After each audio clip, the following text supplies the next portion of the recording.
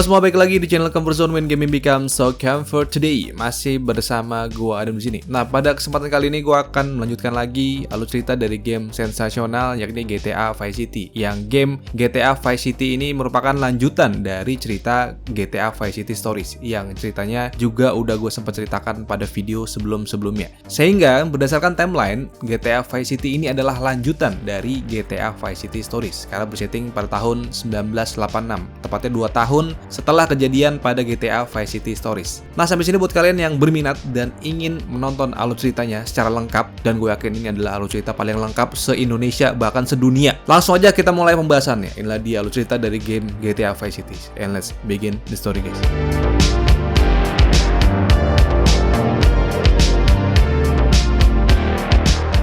Seperti biasa, untuk mempermudah kalian dalam menyimak dan mencerna alur cerita dari GTA Vice City ini, diawali gue ceritain dulu dari setting waktu dan tempatnya dulu. Lalu nanti akan gue jelasin juga latar belakang dari karakter utamanya.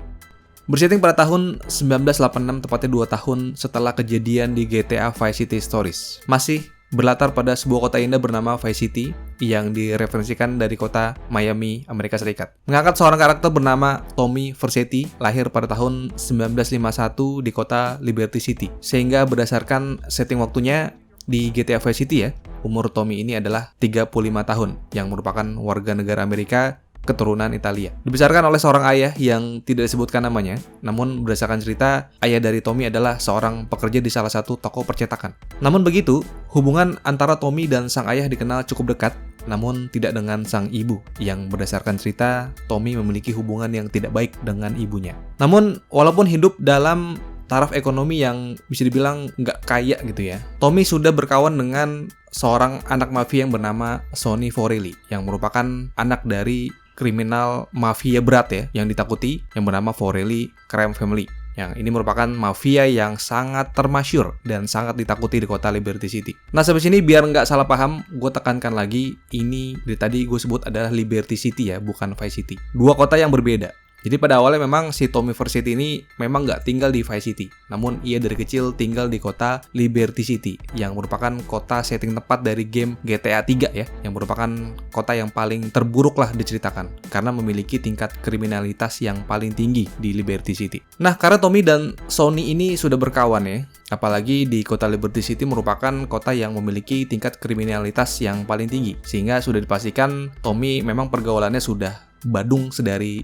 remaja gitu ya. Hingga pada tahun 1971, yang pada saat itu umur Tommy diceritakan sudah sekitar 20 tahun. Nah, Tommy diceritakan resmi sudah bergabung dengan keluarga Sonny di keluarga Forelli Family ya, yang merupakan salah satu keluarga mafia yang paling ditakuti di Liberty City yang tadi gue ceritain. Nah, walaupun dinilai masih muda saat itu, namun Tommy justru memiliki performa yang dianggap bagus.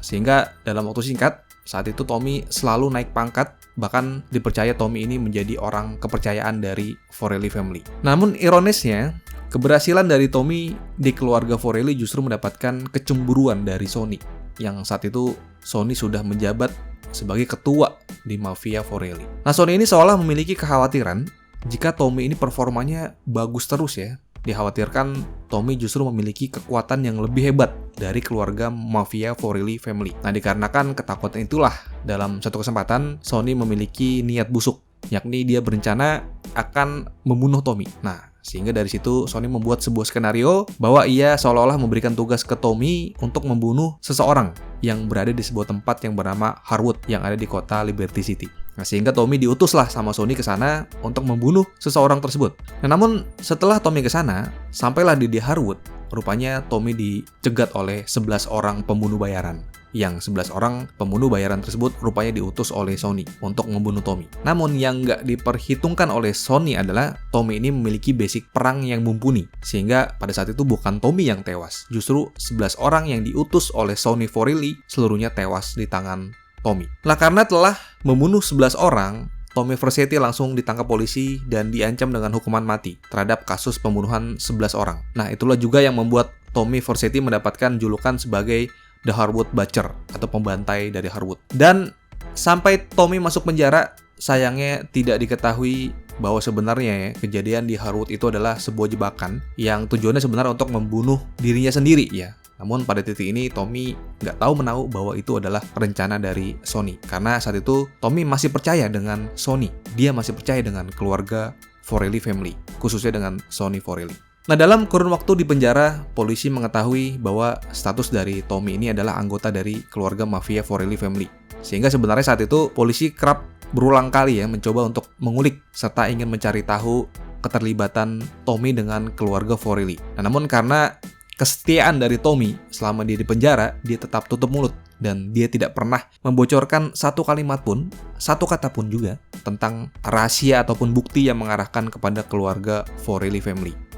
Nah, sehingga karena kesetiaan itulah si Sony ini jadi mikir. Akhirnya dia sedikit berubah pikiran lah. Akhirnya dia mengandalkan kenalannya, ya orang-orang tertinggi di pemerintahan tentunya. Sony akhirnya berhasil mengubah hukuman Tommy Vercetti yang tadinya Tommy ini harusnya dihukum mati menjadi hukuman 15 tahun penjara. Nah, hingga 15 tahun kemudian segalanya sudah sangat berubah. Kini keluarga Forelli family yang dulu hanya menguasai dunia kriminal di kota Liberty City, kini di bawah pimpinan Sony, ia mulai mencoba untuk melebarkan sayap dengan menjalankan bisnis kriminalnya di kota Vice City. Nah, apalagi saat itu kota Vice City dikenal sebagai kota yang sangat potensial untuk menjalankan bisnis kriminal. Nah, kebetulan saat itu adalah hari di mana Tommy Vercetti bebas dari penjara. Nah, sehingga dalam satu meeting ya, ini merupakan scene awal di game Vice City ya. Jadi ada satu meeting, Sony ini meeting dengan bawahannya. Dan saat itu Sony berkata bahwa ia akan mengutus 2 anak buahnya untuk menjemput Tommy. Untuk Tommy ini dibawa dari kota Liberty City untuk dibawa ke kota Vice City untuk diberikan tugas sama Sony.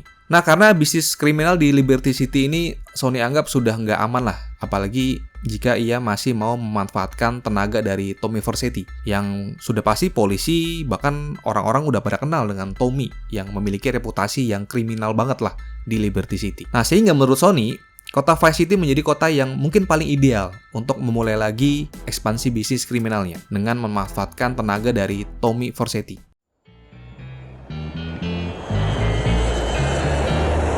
Hey guys, it's Ken Rosenberg here. Hey, great, hey. Hingga akhirnya di suatu siang tepatnya di Escobar International Airport, Tommy pertama kalinya menginjakan kaki di kota Vice City yang saat itu ia sudah dikawal oleh 2 orang anak buahnya Sony yang bernama Harry dan Lee. Nah, sesaat baru tiba di Escobar Airport, mereka bertiga sudah disambut oleh orang yang bernama Ken Rosenberg yang merupakan seorang lawyer yang diutus oleh Sony. Nah, pada pertemuan itu si Ken ini menjelaskan bahwa mereka berempat ini ya akan langsung menuju ke pelabuhan. Nah, karena saat itu mereka berempat ini sudah diberikan tugas langsung sama Sony untuk melakukan transaksi narkoba dengan bandar narkoba gitu ya. Nah, akhirnya mereka berempat langsung lah menuju ke sebuah pelabuhan di Vice City. Nah, sampai sana nggak lama kemudian si bandar narkobanya datang dengan menggunakan helikopter ya. Nah, sementara Tommy dan yang lain menunggu di dalam mobil. Nah, terlihat di dalam helikopter ini terdapat 2 orang yang kemudian orang pertama ini keluar dari helikopter sambil membawa koper yang berisi narkoba. Dan di sini terlihat bahwa orang yang membawa koper ini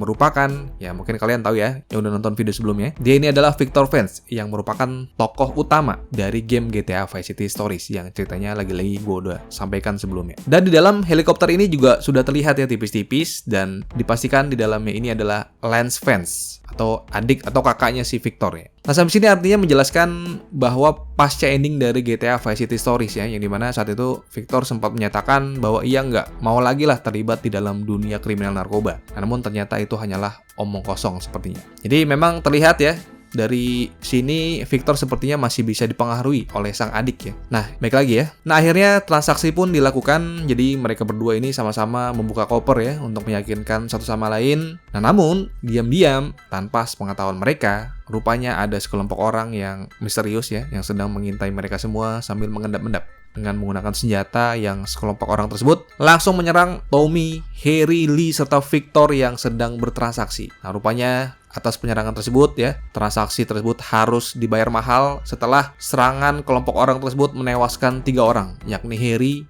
Lee, serta Victor. Sementara Tommy Vercetti berhasil melarikan diri dengan melompat ke dalam mobil yang ada Ken Rosenberg di dalam sana. Seketika mereka langsung melarikan diri. Nah, sementara itu Lance yang masih berada di dalam helikopter pun terpaksa harus meninggalkan tempat sambil menyadari bahwa sang kakak ini tewas. Dan ini merupakan takdir dari Victor Vance, sang karakter utama GTA Vice City Stories. Dan yang bikin rugi juga adalah uang serta narkoba yang akan diperjualbelikan rupanya jatuh jadi nggak sempat diambil karena mungkin udah keburu panik ya, sehingga narkoba dan uangnya dipastikan diambil oleh si kelompok bersenjata itu. Nah, sampai sini pertanyaan besarnya, siapakah kelompok orang bersenjata itu yang mencoba menyerang Tommy dan yang lain? Dan siapakah orang yang mengutus kelompok bersenjata itu sehingga seolah-olah ingin membunuh mereka semua yang ada di sana? Nah, sampai sini pertanyaannya kita simpan dulu karena hal itu akan terungkap seiring dengan jalan ceritanya berlangsung.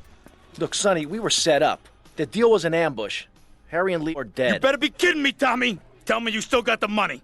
Nah, setelah kejadian naas tersebut, Tommy dan Ken langsung kabur ke hotel untuk menenangkan diri. Dan di dalam hotel, Tommy juga menelepon, ya, dia juga ngabarin Sonny bahwa transaksinya gagal total setelah narkoba dan uangnya tertinggal di sana. Nah, mendengar kabar tersebut membuat Sonny ini menjadi marah banget, murka kali ya. Dan dia nggak mau tahu lah bahwa Sonny ini mau uang bahkan narkobanya itu segera dikembaliin ke Sonny. Bahkan Sonny ini mengatakan kalau bukan mereka ini udah kenal lama ya, Tommy ini bisa aja dibunuh sama Sonny saat itu. Nah, cuman karena Sonny ini percayalah dengan track recordnya dari si Tommy, makanya Sonny mau memberikan kesempatan lagi sama Tommy. Karena saat itu Tommy juga berjanji nih, ia akan berusaha semaksimal mungkin untuk bisa mencari tahu siapa pihak yang menyerang dia. Sekaligus Tommy juga berjanji dia akan bisa untuk mendapatkan uang miliknya Sonny kembali. Nah, sampai situ mulailah terjadi gejolak lah di sini ya. Nah, kemudian di esokan harinya Tommy mengunjungi kantor milik Ken gitu ya. Jadi sama-sama panik nih berdua. Yang di sana terlihat nih Ken masih sangat panik banget setelah kejadian kemarin nih yang menimpa mereka berdua.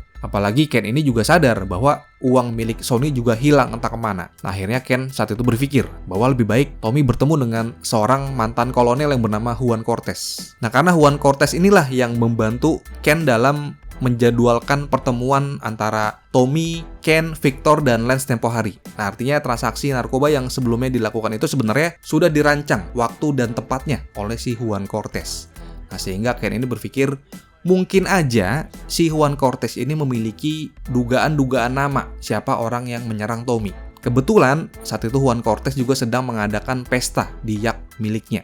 Nah, sehingga Ken meminta Tommy untuk mewakili dirinya untuk hadir dalam pesta di yacht mewah milik Juan Cortez. Singkatnya sampailah di sana. Nah, di sana Tommy langsung lah disambut baik oleh Juan Cortez. Dan gak lama kemudian Juan Cortez juga memperkenalkan anaknya yang bernama Mercedes ke Tommy ya. Nah, setelah dikenalkan, Mercedes saat itu langsung menjelaskan bahwa tamu-tamu yang ada di sana merupakan orang-orang penting. Ada artis, ada anggota DPR, ada pengusaha terkenal. Bahkan Mercedes juga menunjukkan seorang tokoh yang sempat hadir juga nih pada GTA Vice City Story sebelumnya, yakni si Ricardo Diaz. Nah, intinya banyaklah orang-orang terkenal serta orang-orang kriminal di sana. Dan orang-orang yang kita lihat ini ya, yang diperkenalkan sama si Juan Cortez, nantinya seiring dengan jalan ceritanya kita akan berhubungan dengan mereka gitu ya satu-satu.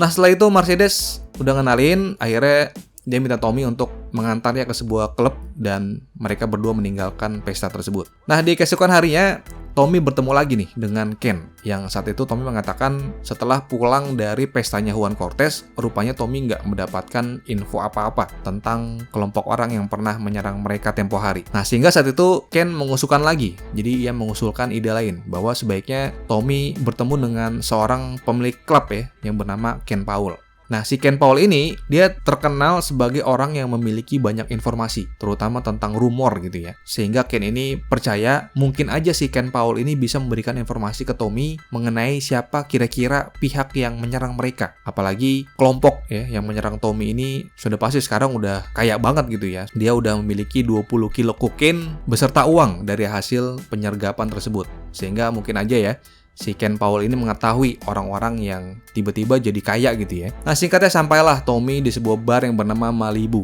Nah, di sana ia bertemu dengan Ken Powell yang mengatakan bahwa ya akhir-akhir ini memang ia melihat ada seorang chef yang juga merupakan bandar narkoba yang bernama Leo. Yang akhir-akhir ini terlihat Leo sepertinya sering banget ya nge-high gitu ya, ngegele gitu ya, pakai drugs. Yang diduga Leo ini mungkin ada hubungannya dengan kelompok bersenjata yang pernah menyerang Tommy tempo hari. Nah, akhirnya berbekal dari informasi seadanya dari Ken, Tommy mencari keberadaan Leo di restoran Leo ini bekerja. Nah, saat bertemu dengan Leo, terlihat Leo sangat agresif dan terjadilah adu mulut sehingga Leo dibunuh sama Tommy. Nah, setelah membunuh Leo, Tommy mencoba mencari informasi dari handphone milik Leo gitu ya. Nah, namun memang basicnya Leo ini pandai menyembunyikan rahasia sehingga Tommy nggak bisa mendapatkan info apa-apa dari HP miliknya. Nah, yang bisa Tommy manfaatkan adalah ya udah handphonenya Leo akhirnya diambil sama si Sonny. Oh, way to go, tough guy. Beat him to a pulp. That should make him real chatty. You want some too? Hey, chill. I want what you want, brother. Oh yeah? Nah kemudian setelah ngambil handphonenya si Leo, kemudian Tommy tiba-tiba didatangin sama Lance, yang saat itu Lance rupanya mencoba untuk menawarkan kerjasama. Karena Lance merasa mereka berdua telah dijebak, jadi mereka berdua adalah korban penyergapan tempo hari. Apalagi Lance juga sebenarnya ingin membalas dendam atas kematian Victor, yakni kakaknya yang tewas saat itu. Nah intinya mereka berdua ini pada titik ini memiliki tujuan yang sama, yakni ingin mencari tahu siapa pihak yang bertanggung jawab atas kejadian penyergapan itu. Dan mulai titik ini, Lance dan Tommy menjadi bekerja sama. Nah setelah itu, Tommy di-drop lah di hotel sama Lance. Nah nggak lama setelah itu, Tommy yang masih megang HP milik Leo ya, ia tiba-tiba mendapatkan telepon dari orang misterius. Ya sebut aja Mr. Black. Nah dari situ, Tommy notice bahwa si Mr. Black ini memang kerap kali suka memberikan pekerjaan kriminal buat Leo. Jadi terbukti lah kalau Leo ini memang mungkin aja pembunuh bayaran yang disewa oleh Mr. Black yang terlibat dalam penyerangan Tommy Vercetti tempo hari. Beberapa waktu kemudian, Tommy singgah lagi di kantornya Ken Rosenberg. Nah, jadi pada saat itu kantornya Ken didatangi oleh tokoh penting yang bernama Avery Carrington. Yang Avery ini merupakan pengusaha real estate yang paling terkenal lah di Vice City. Nah, bahkan ia juga terlibat dalam pembangunan beberapa tempat di kota San Andreas. Yang kemunculan dari Avery ini, kalau kalian ingat ya, sebenarnya dia sudah muncul ya, sudah diperkenalkan pada saat pesta di yacht milik Cortez pada awal game. Nah, saat itu Avery mengunjungi Ken karena ia ingin meminta solusi. Karena rupanya ada satu perusahaan ekspedisi yang bernama Span Express yang letaknya di sebelah proyeknya Avery. Yang perusahaan tersebut rupanya nggak mau menjual tanahnya. Nah, sehingga Avery jadi sulit untuk membangun properti di sana. Nah, kebetulan Tommy datang nih. Ken langsung minta Tommy untuk membantu Avery. Apalagi Avery juga tahu kalau saat ini Tommy lagi punya masalah sama Sonny. Akhirnya Avery minta Tommy untuk, tanda kutip, membersihkan perusahaan Span Express. Dengan imbalan, Avery akan memberikan bantuan keamanan sama Tommy jikalau ada orang yang macam-macam, terutama orang-orangnya si Sonny ya, yang mencoba mengancam keselamatan Tommy. Nah, karena disuruh sama si Avery, akhirnya Tommy dia mulai menyamar sebagai salah satu pekerja. Jadi saat itu ia memancing-mancing masalah sehingga menciptakan kerusuhan dan terjadilah baku hantam di sana. Sehingga menyebabkan 3 truk operasional hancur sehingga dipastikan perusahaan tersebut menjadi bangkrut ya. Jadi sebuah keuntungan buat Avery ya. Nah, setelah itu Tommy mendapatkan telepon lagi dari Cortez, yang Cortez saat itu memintanya untuk ketemuan di yacht miliknya. Nah, saat itu Cortez tahu nih bahwa Tommy ini lagi kesulitan karena kasus dengan Sonny. Nah, di sana Cortez minta Tommy untuk membunuh Gonzales yang merupakan anak buahnya sendiri. Nah, karena Cortez ini tahu diam-diam Gonzales rupanya main belakang. Gonzales bekerja sama dengan Diaz, yang diam-diam barang milik Cortez dijualin buat kepentingannya si Gonzales sendiri. Nah, sebenarnya ini sudah lama terjadi lah, semenjak 2 tahun lalu ya, di cerita GTA Vice City Stories. Karena si Cortez ini merasa ditusuk dari belakang sama anak buahnya sendiri. Nah, akhirnya Cortez ngasih modal chainsaw machine buat modal bunuh Gonzales ya ke Tommy. Nah, sebagai imbalannya, Cortez ini akan ngasih uang ke Tommy untuk menyelesaikan masalahnya dengan Sonny gitu ya. Nah, akhirnya Tommy berbekal senjata tersebut, intinya si Tommy ini berhasil membunuh Gonzales saat ia sedang berada di penthouse miliknya. Nah, setelah membunuh Gonzales, besoknya lagi Tommy datang lagi ke Cortez. Jadi ia nagih uangnya. Nah, tapi Cortez saat ini masih belum bisa ngasih uangnya. Karena menurut dia ini bukan Liberty City, bos. Sekali kerja dapat duit. Jadi harus jadi babu dulu. Nah, Cortez ngasih tugas lagi ke Tommy untuk bertemu dengan seorang kurir warga negara Prancis yang saat itu sedang membawa teknologi chip canggih. Nah, ketemuanlah Tommy sama kurir tersebut di sebuah mall. Nah, namun diam-diam ternyata Tommy dibuntutin polisi. Nah, saat mau bertransaksi, mereka disergap oleh polisi. Nah, kurirnya mati di tempat.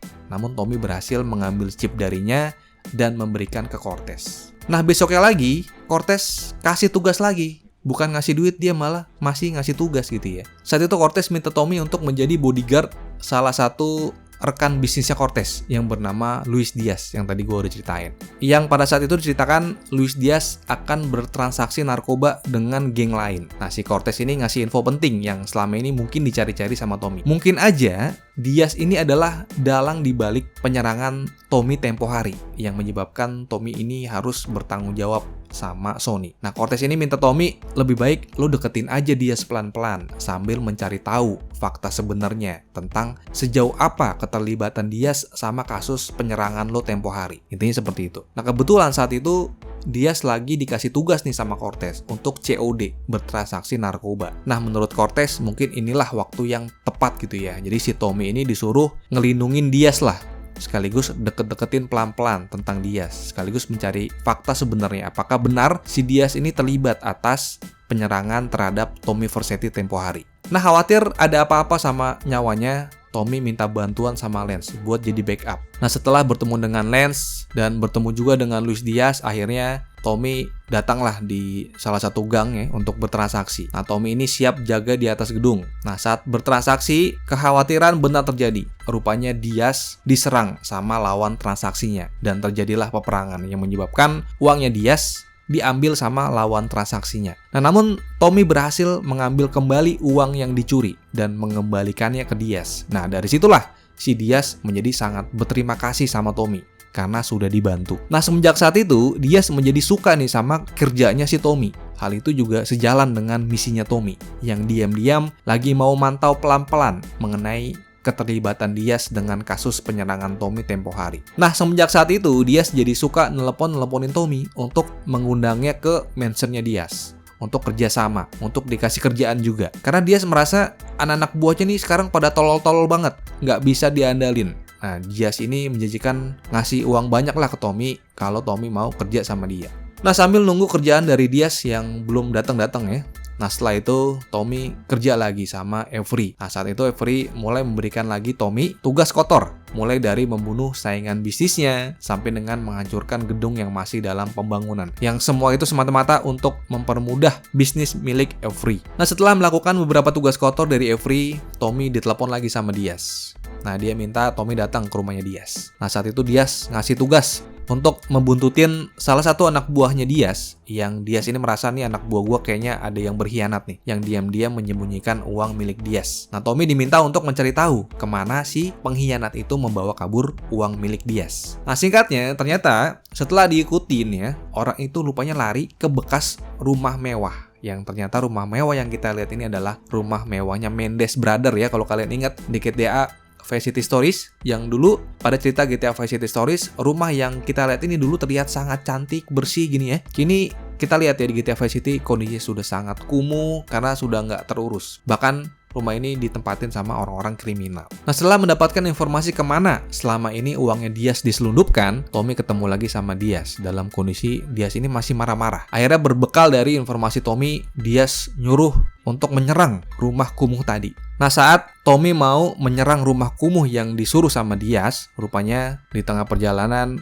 Tommy bertemu dengan Lance. Lance ini muncul dan ia mengatakan bahwa ia ingin ngebantuin Tommy. Nah, sampai sini memang terlihat ya, Lance memang sebenarnya sudah kenal nih sama Diaz berdasarkan cerita di GTA Vice City Stories ya. Memang berulang kali Lance ini kerap menjalankan misi, tugas untuk Diaz. Nah, akhirnya setelah mau dibantu sama Lance naik helikopter lah. Nah, Tommy singkatnya berhasil lah menyerang rumah itu. Nah, setelah menyerang rumah itu, Tommy mendapatkan tugas lagi sama Cortez. Nah, namun sebelum mengerjakan tugas, sebenarnya Tommy nagih uang dulu nih atas pekerjaan yang selama ini Tommy lakukan. Nah, tapi lagi-lagi sampai titik ini Cortez masih belum ngasih duit. Dia malah masih ngasih tugas lagi sama Tommy.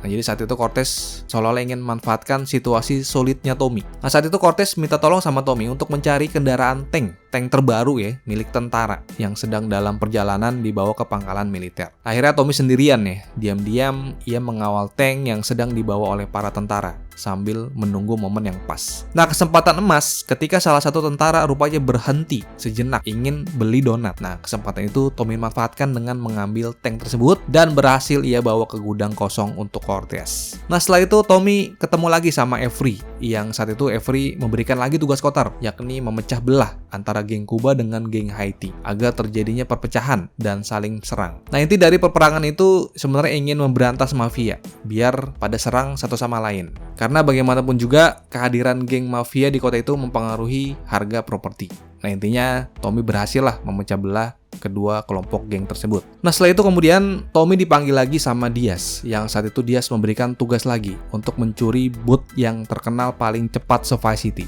Nah, memang sampai titik ini terlihat ya, Diaz memiliki pride ya yang sangat bangga banget ya terhadap kapal boot. Dan dia nggak mau kalau statusnya sebagai pemilik perahu boot tercepat di Vice City jadi diambil alih sama orang lain. Nah, singkatnya berangkatlah Tommy untuk mencuri boot yang diminta sama Diaz. Hingga akhirnya Tommy berhasil lagi menuntaskan tugas yang diberikan Diaz. Setelah Tommy berhasil menuntaskan tugas, Tommy ketemu lagi sama Diaz. Nah, pada momen itu Diaz terlihat lagi marah-marah.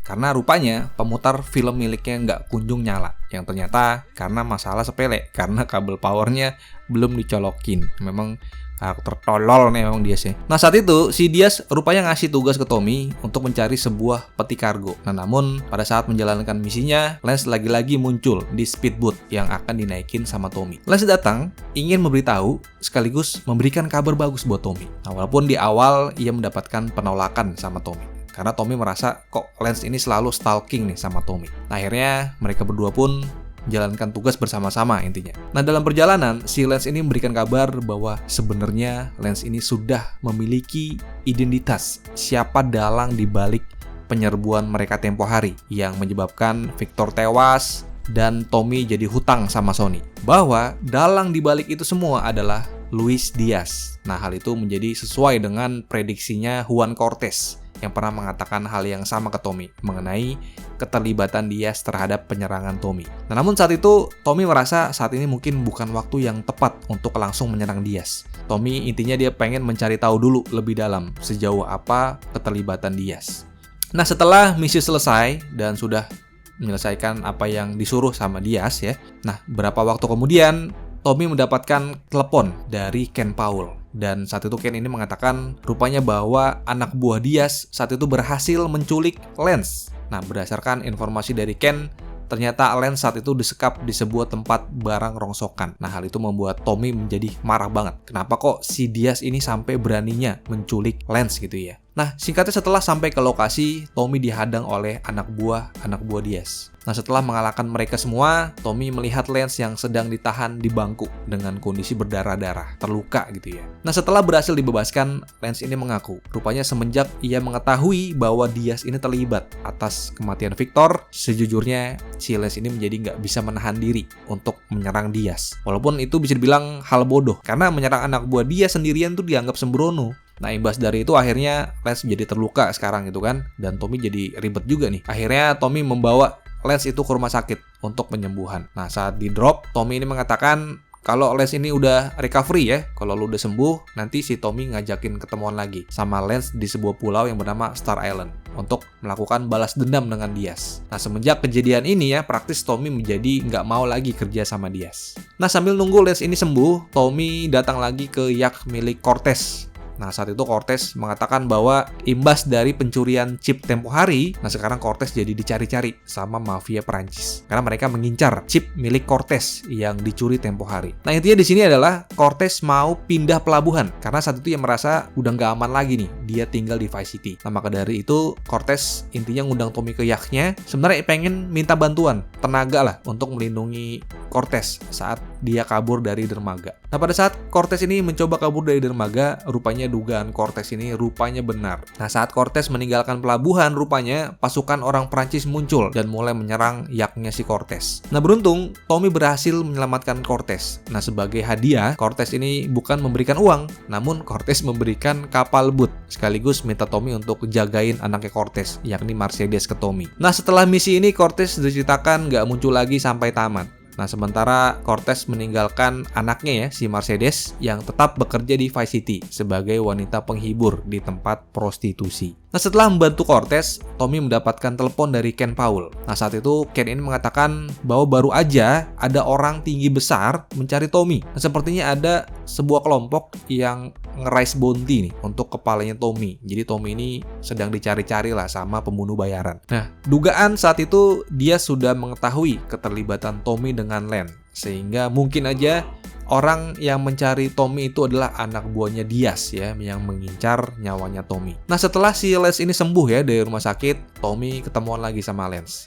Akhirnya mereka berdua mempersiapkan beberapa senjata mereka untuk menyerbu mansionnya Diaz untuk balas dendam. Nah, walaupun keberadaan mereka ini diketahui lewat CCTV, Diaz langsung minta anak buahnya untuk menghambat Tommy. Nah, namun upaya Diaz ini gagal setelah Tommy dan Lance rupanya berhasil mengalahkan anak-anak buahnya. Dan intinya mereka berhasil membuat Diaz menyerah. Nah, saat Diaz udah terpojok, Tommy dan Lance tanpa ampun membunuh Diaz. I trusted you, Tommy. I would have had you made. Say goodnight, Mr. Diaz. Nah, kematian Diaz seolah membawa berkah lah buat Tommy. Karena semenjak saat itu, mansionnya Diaz ya, menjadi nggak ada pemilik. Dan semenjak saat itu, Tommy menjadi resmi menguasai mansion milik Diaz. Beserta mantan-mantan anak buahnya Diaz juga jadi disuruh kerja sama Tommy. Direkrut lah sama Tommy. Dan sejak saat itu, Tommy membawa rekan-rekan yang lain seperti Ken Rosenberg, Avery, dan Lance ke dalam mansionnya. Nah, namun masalah belum selesai sampai sini. Karena nggak lama kemudian, Tommy mendapatkan telepon dari Sony. Yang Sony ini sudah mengetahui Tommy sekarang sudah sukses. Sony mengatakan bahwa ia nggak lupa sama Tommy karena hutangnya Tommy sampai sekarang belum ada yang dibayar sama sekali. Nah, saat membawa teman-temannya ke mansion, Lance ini mengusulkan bahwa lebih baik Tommy memperluas wilayah kekuasaan biar mendapatkan cuan yang lebih banyak. Nah, setelah mendengar masukan dari Lance, Tommy ini menuju ke mall buat ngasih teror ke toko-toko biar mereka ini ketakutan dan pada mau bayar sewa keamanan sama Tommy. Nah, namun beberapa hari kemudian di mansion milik Tommy,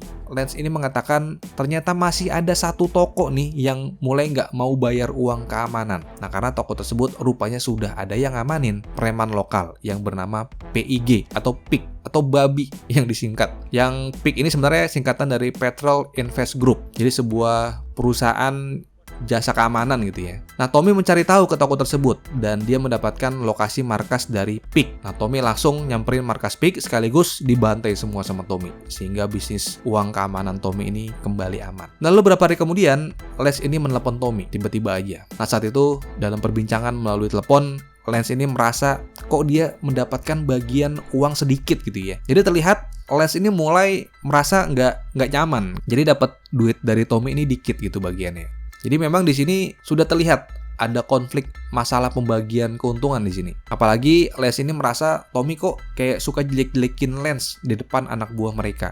Jadi seolah-olah Tommy ini mau mencoba menusuk Lance dari belakang. Walaupun Tommy menyangkal hal tersebut dan menghiraukan Lance. Nah, di kesempatan lain, Tommy melihat Lance yang saat itu Lance lagi marah-marah sama anak buahnya yang bernama Mike. Mike ini dinilai gagal karena Mike ini disuruh ngebom sebuah kafe bernama Tarbras, namun gagal gitu ya. Nah, masalahnya, bom yang ditanam sama Mike nggak meledak, sehingga men-trigger polisi pada kumpul di sana. Nah, Lance nggak berani nih ke sana semenjak banyak polisi. Nah, namun Tommy yang baru datang, dia punya ide.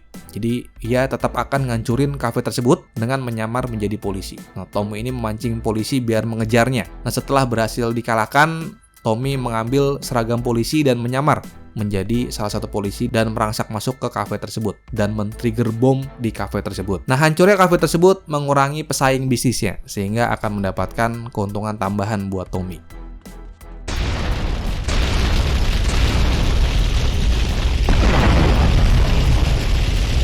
Nah, di kesempatan lain, Tommy kembali lagi mendapatkan telepon dari Lance yang saat itu lagi-lagi ya, si Lance ini komplain lagi. Jadi dia merasa nggak dapat bagian atau keuntungan sedikit gitu ya. Dia juga merasa dianggap masih kayak anak kecil lagi sama Tommy. Jadi seolah-olah Lance ini diperlakukan sama kayak Victor dulu. Nah, ini adalah kedua kalinya Lance komplain sama Tommy masalah pembagian keuntungan.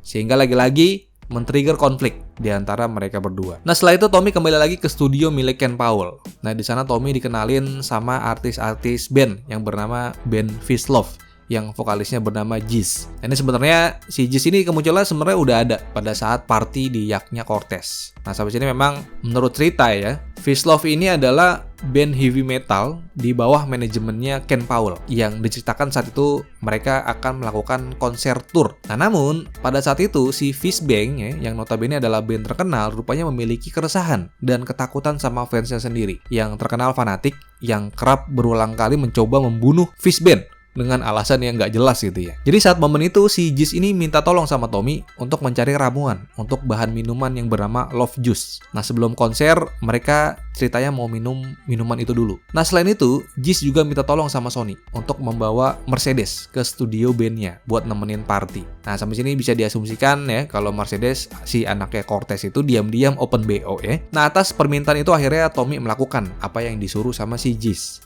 Nah, yakni mendapatkan drugs sekaligus menjemput Mercedes untuk dibawa ke Fish Band. Nah, di keesokan harinya, di pertemuan selanjutnya ya, Jis ini si sang vokalis band rupanya lagi-lagi sedang ketakutan. Karena ada fans berat, si psikopat, yang diceritakan mau membunuh mereka semua dengan alasan yang nggak jelas ya. Nah, lagi-lagi dengan bantuan Tommy berhasil membunuh duluan si psikopat itu. Sebelum si psikopat itu melakukan hal yang nggak jelas nih kepada Fish Band. Nah, di pertemuan selanjutnya, Tommy masih jadi kacungnya si Fish Band. Nah, di misi terakhirnya ini, si Fish Band ini diceritakan mereka udah mau konser. Nah, tapi mereka butuh tambahan security buat ngejagain konser mereka. Nah, si Jis ini menyarankan Tommy ini untuk membujuk salah satu geng motor lokal yang dipimpin oleh Mitch Baker. Nah, Mitch Baker ini adalah pemimpin dari kelompok geng motor Vice City. Nah, atas permintaan dari Jis, akhirnya Tommy nyamperin lah ke markasnya Mitch Baker ya. Nah, namun saat itu Mitch Baker menolak keras dan dia bilang, "Gua nggak mau bantuin lo.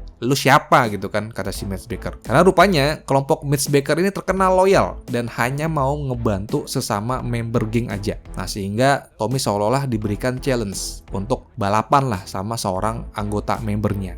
Dan saat itu Tommy menang. Nah, semenjak saat itu Baker mulai welcome lah sama Tommy. Nah, tapi menurutnya menang balapan aja masih kurang. Jadi masih kurang badass lah di mata Mitch Baker. Nah, sehingga Tommy ini disuruh membuat kerusuhan di kota untuk menilai seberapa badass Tommy. Nah, akhirnya dari situ Tommy berhasil lah membuat keonaran di kota dan dinilai badass sama Mitch Baker. Nah, setelah membuat keonaran, Tommy balik lagi ke Baker. Ternyata menurut Baker, membuat keonaran itu masih kurang juga buat dianggap sebagai anggota kelompoknya. Nah, sehingga Tommy lagi-lagi disuruh jadi kacung, satu tugas lagi, yakni mengambil motor Mitch Baker yang pernah dicuri. Nah, singkatnya, Tommy berhasil lah mengembalikan motor Mitch Baker yang pernah dicuri. Dan dari situlah si Mitch Baker menaruh respect ke Tommy. Dan saat itu, dia nelpon Tommy bahwa Baker ini setuju mau ngejagain konsernya Fish Band. Nah, setelah tugas itu, setelah si Mitch Baker mau ngejagain konsernya Fish Band, Tommy balik lagi ke studio. Jadi saat itu si vokalisnya Fish Band ini, si Jis ini info lagi kalau psikopat yang pernah coba dibunuh sama Tommy tempo hari rupanya nggak mati. Nah, Jis ini minta bantuan Tommy, lebih baik yaudah lo aja nyetirin gue lah sampai ke lokasi konser biar aman. Karena si Jis ini takut dalam perjalanan mobilnya ini diserang sama si psikopat itu yang merupakan fansnya sendiri. Nah, namun ternyata pada saat Tommy mau nyetirin Jis dan kawan-kawannya, rupanya mobil mereka sudah dihack. Jadi melalui rekaman suara, si hacker ini minta Tommy untuk menjalankan mobil ini terus. Jadi nggak boleh berhenti kalau bomnya ini nggak mau meledak. Dan dari situ si Tommy tetap memacu mobilnya terus tanpa berhenti. Dan Tommy berhasil mengantar band tersebut ke konser mereka dan berjalan sukses. Nah, setelah sukses menyelamatkan Fish Band gitu ya, Tommy datang ke restoran milik Umberto Rubino. Yang jika kalian ingat ya, dan jika kalian tonton GTA Vice City Story di video sebelumnya, gue udah perkenalkan si Umberto Rubino, yang merupakan ketua dari geng Guba. Yang pertemuan Umberto dan Tommy sebenarnya ya, yang kalian lihat ini sebenarnya ada unsur ketidaksengajaan. Jadi sebenarnya si Umberto Rubino awalnya berniat menelepon Leo, namun karena Leo ini udah mati sama Tommy tempo hari, nah sejak saat itu Tommy yang megang HP-nya Leo. Nah, saat Tommy ketemu sama Umberto Rubino pertama kali, Umberto ini kaget bahwa rupanya kok bukan Leo yang datang, malah orang lain. Nah, disinilah Tommy mengatakan kalau Leo udah mati sama Tommy. Nah, Umberto nggak percaya sama Tommy, karena Tommy kok bisa ngebunuh Leo, yang terkenal jago juga tuh dalam bertarung. Oh yeah? You come here, tough guy. You think you'll take me on? You think you'll play stupid with me? Nah, karena nggak percaya, Umberto minta Tommy membuktikan skill dulu. Jadi membuktikan diri dulu. Nah, Tommy ini disuruh ketemu sama Rico, anak buahnya Umberto. Nah, di sana Tommy disuruh nyetir speedboat dan menyelesaikan beberapa tantangan untuk membuktikan skill nyetirnya. Nah, setelah berhasil, Tommy langsung dapat kepercayaan sama Umberto. Nah, kemudian Umberto minta tolong Tommy bersama dengan Rico untuk menyerang anak buah geng Haiti. Nah, jadi gue ceritain dulu dikit ya. Jadi berdasarkan cerita, jadi saat itu memang sedang adanya ketegangan antara geng Cuba yang dipimpin oleh Umberto Rubino dengan geng Haiti yang dipimpin oleh Auntie Paulette. Nah, sehingga kedua kubu ini memang saling serang satu sama lain, memperebutkan kekuasaan dan wilayah. Nah, karena saat itu status Tommy sedang bekerja dengan Umberto, nah maka dari itu Tommy berdasarkan instruksi dari Umberto menyerang beberapa geng Haiti, sekaligus mencuri mobil van milik mereka gitu ya. Nah, setelah beberapa kali membantu geng Kuba ya, gengnya Umberto, Tommy ini mendapatkan telepon untuk masuk ke sebuah rumah. Dan ternyata di dalam rumah tersebut, ia bertemu dengan seorang wanita tua yang bernama Auntie Paulette. Yang rupanya dia ini adalah ketua dari geng Haiti atau musuh besarnya dari Umberto. Tapi pada titik ini, Tommy nggak sadar bahwa Auntie Paulette adalah ketua dari geng Haiti. Nah, jadi gue ceritain dulu sedikit ya. Kalau gue flashback kejadian di GTA Vice City Stories, jadi pada saat itu kalau kalian ingat ya, Umberto kan pernah dibantu sama Vic ya, sama Victor untuk membasmi geng Kolos, geng yang berasal dari Meksiko. Sehingga saat itu kemenangan Vic dan Umberto membuat geng Kuba atau geng Kolos ya, membuat geng Kuba yang di bawah pimpinan dari Umberto berhasil menguasai Little Haiti selama 2 tahun berjalan gitu ya. Nah, rupanya selama 2 tahun berjalan ya, dari tahun 84 sampai ke tahun 86 terjadi gejolak lagi di Little Haiti. Sehingga menyebabkan Umberto memiliki pesaing baru, yakni Auntie Paulette, yang ia datang jauh-jauh dari Haiti untuk tinggal di Vice City. Nah, semenjak itulah peperangan kembali terjadi antara geng Kuba di bawah Umberto Rubino melawan geng Haiti di bawah Auntie Paulette. Nah, pada saat pertemuan itu, Tommy nggak sadar nih ya, kalau si Auntie Paulette ini adalah ketua dari geng Haiti. Yang diam-diam si Auntie Paulette ini memberikan ramuan. Ramuan tersebut dimasukkan ke dalam teh, yang teh tersebut sayangnya diminum sama Tommy. Nah, rupanya teh tersebut berisi ramuan voodoo, yang jika orang meminum ramuan tersebut, orang itu bisa dikendalikan lah. Jadi mau mengikuti instruksi dari Auntie Paulette tanpa sadar. Now be a good boy, Tommy, and go and get the powders for Auntie Paulette. Yeah, sure. Nah, karena Tommy udah keburu minum, akhirnya dia menjadi di bawah pengaruhnya minuman voodoo tersebut. Nah, dalam kesempatan itulah si Auntie Paulette langsung menyuruh Tommy untuk mencuri simpanan kokain milik geng Kuba untuk diberikan ke geng Haiti. Yang singkatnya, berhasillah Tommy mengambil 3 simpanan kokain milik geng Kuba untuk diberikan ke geng Haiti. Walaupun di dalam misinya tersebut, Tommy sempat dikejar-kejar sama polisi, namun ia berhasil kabur. Nah, pada titik ini, Tommy menjadi seolah-olah berkhianat sama Umberto gitu ya, sama geng Kuba. Namun semua itu bukan karena keinginannya Tommy, karena Tommy saat itu di bawah pengaruh minuman voodoo yang diberikan oleh Auntie Paulette. Karena setelah misi selesai, Tommy menjadi kikuk, menjadi linglung. Apa yang baru saja ia lakukan, ia lupa dan nggak tahu gitu ya. Kemudian di beberapa hari selanjutnya, Tommy singgah lagi ke rumah Auntie Paulette, yang di situ Tommy masih linglung. Berasa kayak mau cari orang, tapi lupa apa yang mau dia lakuin gitu ya. Nah, karena itu adalah efek dari teh voodoo yang diminum sama Tommy beberapa hari yang lalu. Nah, pada kesempatan itu lagi-lagi Auntie Paulette memberikan ramuan voodoo berupa teh ke Tommy yang diminum sama Tommy. Sehingga lagi-lagi Tommy berada di bawah pengaruh ramuan voodoo tersebut. Dan Auntie Paulette langsung memberikan tugas lagi ke Tommy untuk menggunakan pesawat RC untuk menyerang geng Kuba. Nah, kemudian Tommy juga diberikan tugas lain, yakni membunuh geng Kuba, namun menggunakan sniper jarak jauh. Jadi kalau kalian perhatikan pada saat penyerangan geng Kuba ya, Tommy ini selalu menggunakan alat-alat yang tidak diketahui gitu ya, siapa yang menyerang oleh geng Kuba. Sehingga ini adalah alasan ya mengapa geng Kuba nggak tahu kalau selama ini yang menyerang mereka adalah Tommy. Karena Tommy saat menyerang selalu tidak diketahui identitasnya, karena penyerangan selalu dilakukan menggunakan alat dan itu dari jauh. Maka Tommy masih aman, nggak dianggap pengkhianat oleh geng Kuba. Nah, pasca penyerangan geng Kuba menyulut emosi dari Umberto Robina yang merasa kesal bahwa beberapa hari ini kok dia sering banget diserang sama geng Haiti. Nah, padahal sebenarnya itu adalah yang nyerang Tommy di bawah pengaruh ramuan voodoo. Nah, karena Umberto ini kesal karena sering diserang, nah saat itu Umberto lalu memberikan tugas ke Tommy untuk menghancurkan pabrik kokain geng Haiti. Yang Umberto percaya jika pabrik tersebut hancur, dipastikan hal tersebut akan membuat kerugian besar bagi geng Haiti. Sehingga secara ekonomi, geng Haiti juga bakalan susah dan akan mudah dikalahkan oleh Umberto. Nah, singkatnya, Tommy bersama Rico menjalankan tugas yang diberikan oleh Umberto dan mereka berhasil menghancurkan pabrik kokain geng Haiti.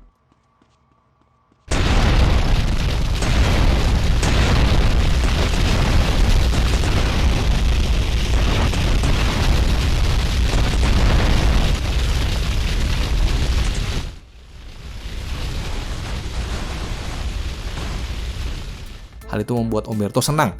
Bahkan setelah misi selesai, Umberto menelepon Tommy dan saat itu Tommy dicap sebagai orang Kuba dan mendapatkan apresiasi sama Umberto berkat bantuannya. Nah, setelah berhasil menyelamatkan Umberto, Tommy tiba-tiba saja mendapatkan telepon lagi dari orang misterius di handphonenya. Nah, orang misterius ini kita sebut aja Mr. Black yang udah gue sebutkan di awal. Nah, memang Mr. Black ini adalah sebuah agensi yang memang tidak disebutkan siapa dan mukanya kayak gimana, dan di mana lokasinya. Namun yang jelas, Mr. Black inilah yang sering memberikan tugas tambahan atau side mission kepada Tommy, yang kebanyakan tugasnya tersebut adalah untuk membunuh orang, biar Tommy bisa mendapatkan tambahan uang gitu ya. Nah, singkatnya, berdasarkan telepon dari Mr. Black tersebut, Tommy diberikan tugas untuk membunuh banyak target beberapa kali, yang biasanya tugas yang diberikan oleh Mr. Black dia kasih melalui telepon umum. Nah, singkatnya setelah Tommy berhasil beberapa kali membunuh beberapa target yang diminta sama Mr. Black, membuat pundi-pundi uang Tommy ini tentu saja menjadi semakin banyak. Namun lagi-lagi Tommy seolah-olah nggak mau mengembalikan uang atau membayar hutang kepada Sony spesial pun. Jadi memang seolah-olah utangnya kepada Sony ini dilupakan begitu aja. Bahkan pada titik ini Tommy berhasil membeli satu properti aset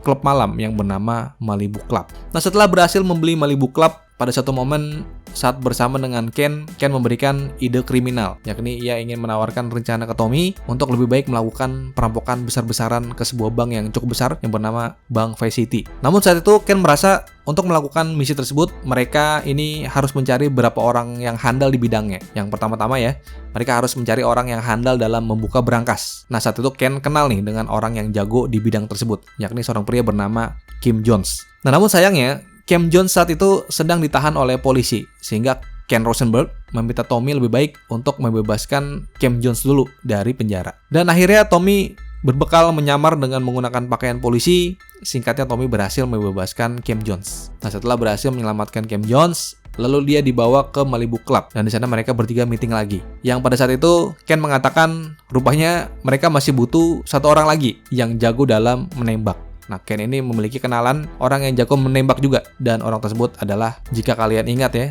kemunculannya ini udah pernah gue ceritakan pada GTA Vice City Stories di video sebelumnya. Nah, dia adalah Phil Cassidy. Nah, pada momen itu Ken langsung menyuruh Tommy lebih baik bertemu dengan Phil Cassidy langsung di sebuah toko amunisi miliknya. Nah, saat bertemu dengan Phil Cassidy, Phil ini rupanya nggak mau gitu aja kerja sama Tommy, sehingga Tommy disuruh dulu untuk melakukan latihan tembak. Apakah ia layak untuk bisa bekerja sama dengan Phil? Nah, intinya setelah Tommy berhasil menuntaskan tugas dari Phil, akhirnya si Phil ini percaya sama Tommy dan dia mau join dengan kelompoknya Tommy. Nah, kemudian setelah itu Tommy dan kawan-kawan meeting lagi di Malibu Club, yang pada saat itu rupanya mereka masih butuh satu orang lagi karena mereka butuh satu orang yang handal dalam menyetir. Nah, saat itu Phil menyarankan satu orang yang bernama Hillary King. Nah, singkatnya bertemulah Tommy dengan Hillary King untuk join dengan kelompoknya. Namun si Hillary King nggak mau gitu aja gabung sama Tommy, sehingga Tommy diminta balapan dulu sama dia. Kalau Tommy kalah ya, dia nggak mau join sama Tommy. Tapi kalau Tommy menang, dia mau join. Nah, singkatnya karena Tommy ini jago juga ya dalam setir-menyetir, akhirnya Tommy berhasil menang dan si Hillary King setuju untuk join sama Tommy. Nah, setelah seluruh orang dan seluruh tim ya sudah pada kumpul dengan kehebatan di bidang masing-masing, nah akhirnya mereka mulailah melakukan heist pertama mereka, yang ini merampok Vice City Bank. Nah, setelah bersiap-siap dan mengganti seluruh outfit mereka dengan menggunakan topeng ya, nah setelah itu berangkatlah mereka ke tempat Vice City Bank. Nah, setelah sampai di sana, si Hillary King nunggu di mobil, sementara Tommy, Phil, dan Jones masuk ke dalam bank. Nah, di dalam Tommy bersama Jones langsung menuju ke atas untuk membuka berangkas, sementara Phil mengamankan tawanan biar tidak melakukan hal yang tidak diinginkan. Nah, namun tanpa sengaja rupanya si Phil ini menembak salah satu tawanan. Hal tersebut men-trigger alarm, sehingga pada saat alarm itu trigger, pasukan polisi SWAT ini menjadi berdatangan. Nah, jadi pada berantakan itu ya. Nah, akhirnya terjadilah peperangan, dan setelah peperangan dan pengejaran yang panjang ya, singkatnya mereka berempat ini berhasil lolos lah dari polisi, dan rencana perampokan tersebut bisa dibilang sukses. Nah, setelah kejadian perampokan tersebut, hubungan antara Tommy dengan rekan-rekan yang lain menjadi semakin dekat. Nah, pada satu kesempatan Tommy ini berkunjung ke tempatnya Phil, yang pada saat itu Phil nggak sengaja sedang ngetes bom. Yang sayangnya terdapat kecelakaan bodoh nih menurut gue ya, yang dimana bom yang dikira nggak meledak ternyata meledak sesaat Phil mendekati bom tersebut. Shitty, cheap, bad Mr. Son. There's some more on the bench.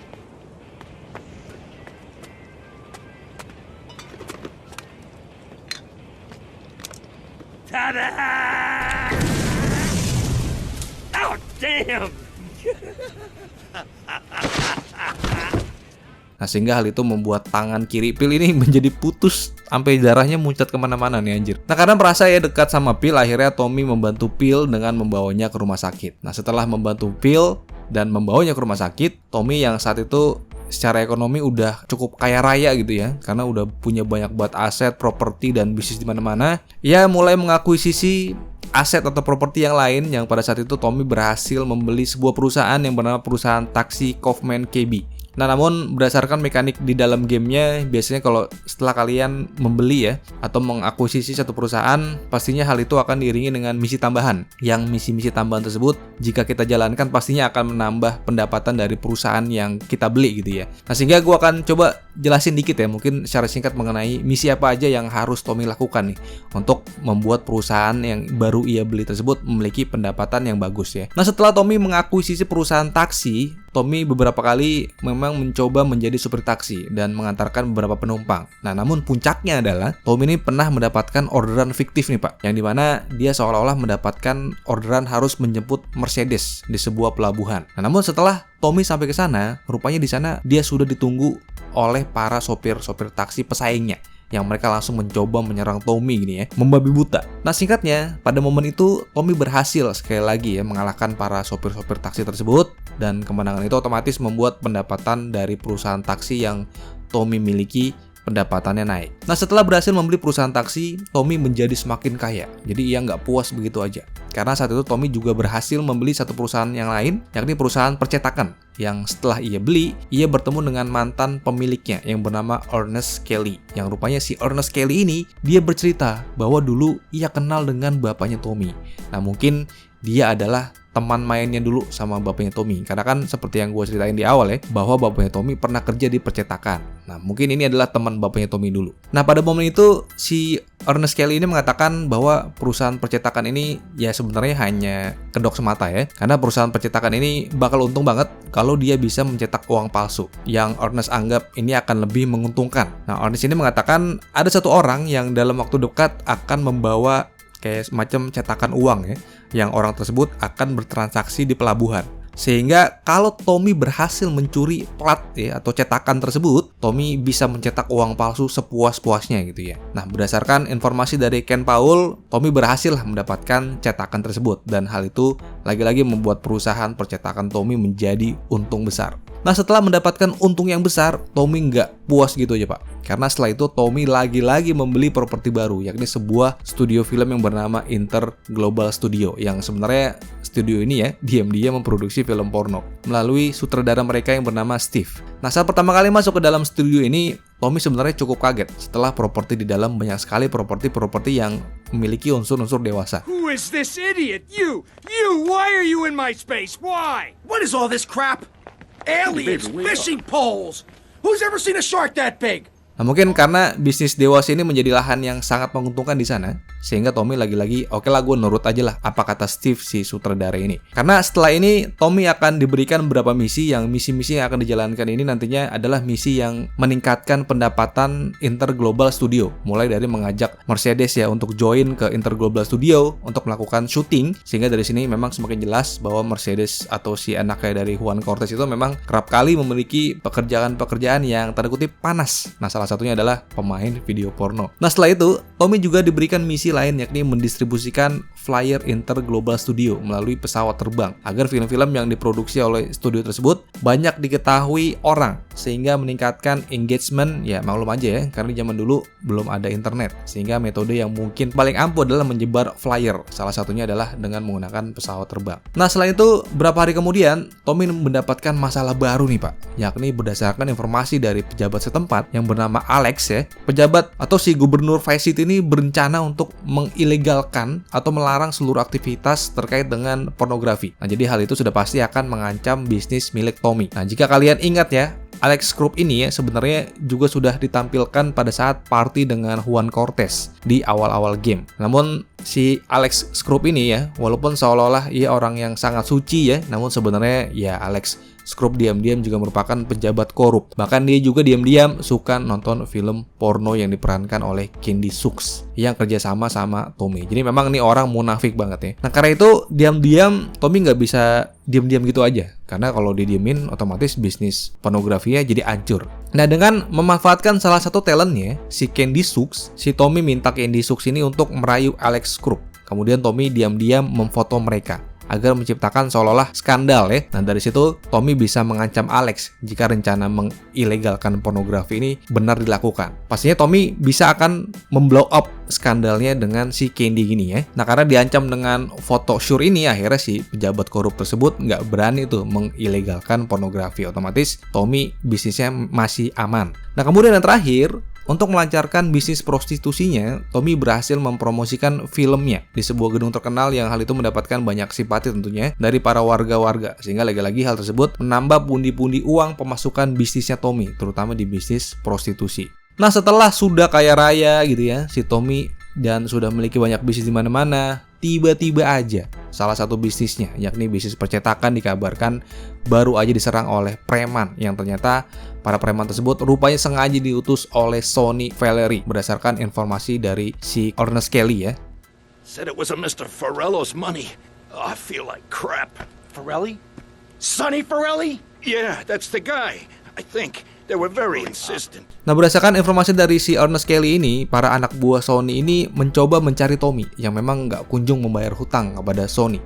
Sehingga bisnisnya tersebut dipalak lah sama anak-anak buahnya Sonny. Nah kesal karena salah satu bisnisnya diobrak-abrik oleh Sonny, akhirnya Tommy berencana ya untuk ketemuan lah sama si Sonny di mansionnya Tommy. Nah jadi si Sonny diundang datang ke mansionnya si Tommy. Nah sebelum ketemuan, Tommy ini bertemu dulu sama Lance. Dan saat itu si Tommy ini mengatakan bahwa ia akan mencoba menipu Sonny.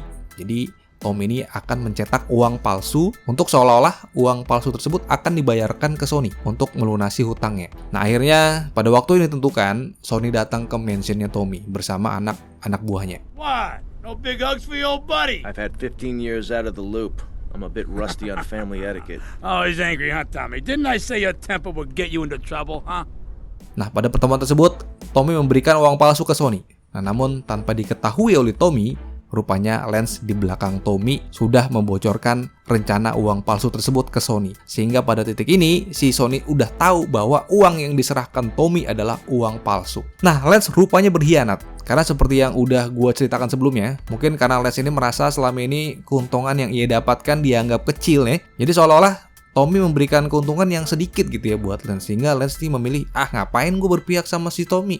Mendingan gue berpihak aja sama si Sonny yang mungkin bisa memberikan uang ke gue itu lebih banyak. Nah puncaknya terjadilah baku tembak di dalam mansion itu. Nah saat baku tembak, Lance ini melarikan diri ke atap. Jadi dia takut juga sebenarnya. Sementara Tommy mempertahankan berangkasnya yang mau dicoba dibuka paksa sama Sonny dan anggota-anggota Forelli yang mencoba mengambil kembali uangnya si Sonny. Nah setelah membunuh beberapa anak buah Sonny, Tommy menuju ke atap tempat dia menghadapi dan membunuh Lance di sana. Nah setelah membunuh Lance, Tommy kembali ke depan mansion di mana Sonny di sini mengatakan sebuah kejujuran yang selama ini ia pendam, bahwa kalau kalian ingat ya di awal video ya, pada 15 tahun lalu, pada saat Tommy membunuh 11 orang di kota Harwood, nah itu adalah sebuah jebakan yang memang rencananya 11 orang itu disewa untuk membunuh Tommy. Namun karena Tommy sangat hebat dalam bertempur, jadi rencananya Sonny saat itu bisa dibilang gagal. Nah mendengar fakta yang sebenarnya membuat Tommy menjadi kesal, dan dia langsung membunuh pengawal Sonny sebelum akhirnya Tommy membunuh Sonny dengan tangannya sendiri. Tommy? Oh my God, Tommy, what happened? What does it look like? It looks like you ruined your suit, and Tommy, that was a beautiful suit. Tommy, what on earth happened? Nah setelah baku tembak selesai dan keadaan sudah aman, Ken kemudian kembali dan cukup terkejut dengan pengkhianatan Lance, dan ia setujulah jika Tommy memang harus membunuh Lance. Dan dari sini masalah Tommy sudah selesai dan ia berencana akan tetap melanjutkan bisnis bersama Ken. Dan cerita berakhir. You know, Ken, I think this could be the beginning of a beautiful business relationship. After all, you're a conniving, backstabbing, two-bit thief, and I'm a convicted psychotic killer and drug dealer. I know. Ain't it just beautiful? Nah, momen rangkulan antara Ken dan Tommy merupakan ending dari GTA Vice City yang diakhiri dengan good ending ya. Nah, namun pada akhir GTA Vice City memang tidak dijelaskan bagaimana kehidupan Tommy dan Ken selanjutnya. Namun beruntung Rockstar memberikan kita jawaban melalui game GTA San Andreas. Karena di sana diceritakan bagaimana nasib dari Tommy dan Ken Rosenberg setelah ending dari GTA Vice City. Karena di GTA San Andreas rupanya muncul lagi si karakter Ken Rosenberg yang udah agak tua di sana ya. Dan di sana terdapat dialog si Ken Rosenberg yang inti dari dialog itu rupanya menceritakan pasca kejadian di GTA Vice City, yang dimana berdasarkan dialognya setelah ending dari GTA Vice City, kehidupan dari Tommy dan kehidupan dari Ken ini nggak banyak berubah. Jadi Tommy memang tetap menjalankan dunia kriminal. Namun seiring dengan berjalannya waktu, selama itu pula hubungan Tommy dengan Ken Rosenberg semakin renggang. Karena diceritakan saat itu Ken menjadi kecanduan kokain. Nah, Tommy akhirnya memasukkan Ken ke rehabilitasi The Fort Carson Medical Center di kota San Andreas. Nah, meskipun Ken telah menyelesaikan masa rehabilitasinya dan terbebas dari kecanduan di tahun 1992, Tommy rupanya saat itu memutuskan untuk menolak berbicara lagi dengan Ken. Jadi semenjak saat itu, di tahun 1992, Ken dan Tommy memang resmi putus hubungan, nggak ada hubungan lagi. Sehingga di sini jelas bahwa sampai dengan tahun 1992, di mana setting waktu GTA San Andreas terjadi, Tommy Vercetti rupanya masih hidup. Cuman kita nggak bisa ngelihat bagaimana penampakannya saat itu lah.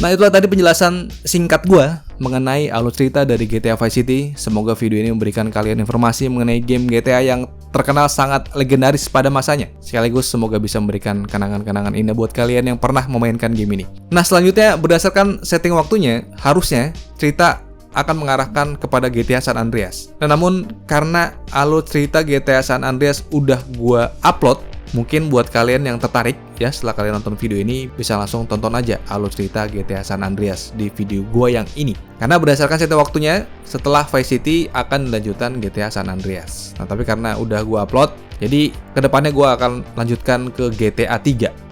Jadi silakan ditunggu aja buat yang berminat ya di channel ini ya, mungkin satu-satunya membahas plot cerita yang paling lengkap se-Indonesia dan sedunia ya. Namun untuk membahas video GTA 3 mungkin ya akan makan waktu yang cukup lama, karena gue butuh riset yang mendalam ya, agar gue bisa menceritakan seluruh plot cerita GTA 3 secara lengkap, bahkan paling lengkap ya. Oke, mungkin itu aja gue, semoga memberikan informasi dan hiburan buat kalian. Seperti biasa, yang punya IG, yang punya TikTok, yang punya snack video, silakan mampir ya di akun kita di thecoverzone_id, karena potongan-potongan short gue upload di sana. Oke, all see you guys in the next video and thanks for watching. Gue Adam, signing off and dadah.